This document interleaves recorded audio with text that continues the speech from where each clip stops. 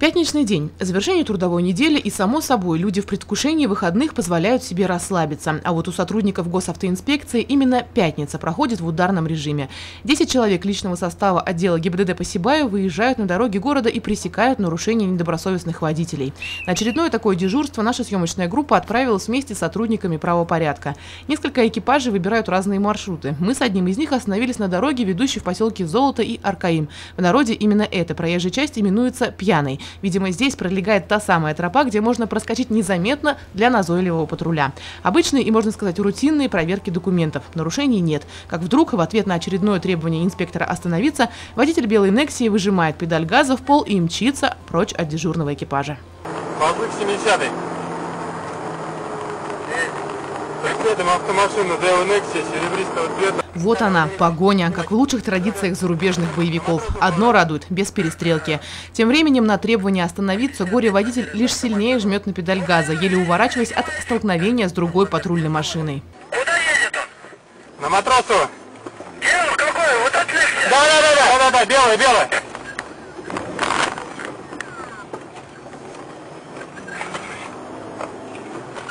Лихач за рулем белой Нексии нарушает всевозможные правила дорожного движения. Не остановился по требованию инспектора, совершил обгон на железнодорожном переезде, превысил скорость с допустимых 40 км в час по улице Матросова до 130. При этом погоня продолжилась и в центре города. Здесь уже прибавился проезд на запрещающий сигнал светофора в 3 местах, про пешеходов и вовсе можно умолчать.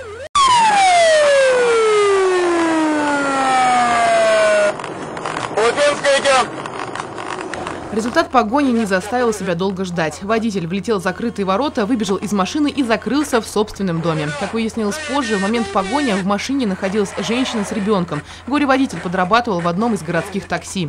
Инспектора ГИБДД знают этого лихача. Он уже лишен водительских прав, но все равно продолжает испытывать судьбу. В сложившейся ситуации радует одно, что никто из участников погони и ее случайных свидетелей не пострадал. Так что прежде чем поймать машину на обочине или звонить в сомнительную контору, осуществляющую перевозки, задумайтесь. Далее ночное дежурство продолжилось наведением порядка на дорогах города. Мы задались вопросом, как вычислить нарушителя, на что инспектор ответил – интуиция. Да и всех лихачей и их транспортные средства они знают по памяти. А если водитель нетрезвым сел за руль, то манера вождения сразу же бросается в глаза. Следующие 2 часа дежурства серьезных нарушений зарегистрировано не было. Не пристегнутые пассажиры, не работающие ходовые огни, отсутствие заднего брызговика, 1 пьяный водитель. И если брать статистику в целом, то лидирующую позицию среди нарушений ПДД в ночное время занимают водители, управляющие транспортным средством в состоянии алкогольного опьянения. На сегодняшний день выявлено нарушение, за 3 месяца у нас больше 4000.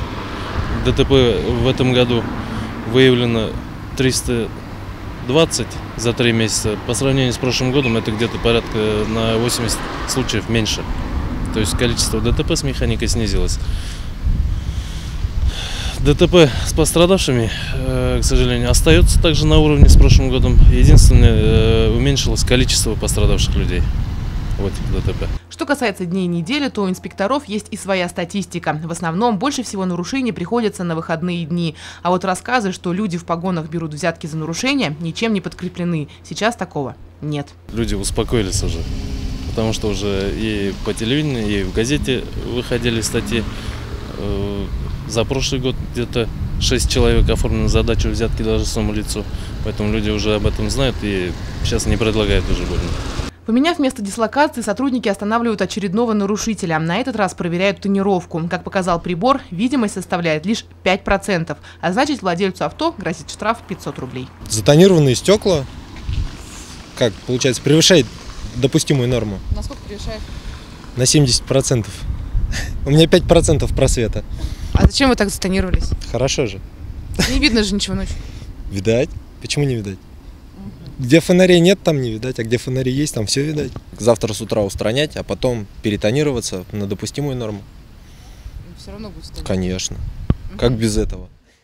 Не успели выписать этот протокол, как очередной нарушитель. На сей раз у водителя просрочено водительское удостоверение, а значит, машина запрещена к эксплуатации и должна быть эвакуирована на штрафстоянку. Водитель хоть и раздосадован, но деваться некуда. Про срок действия прав забыл. Протокол составлен. Теперь, помимо оплаты штрафа в размере от 5 до 15 тысяч рублей, нужно оплатить услуги эвакуатора и простой на стоянке. Сумма выйдет внушительная.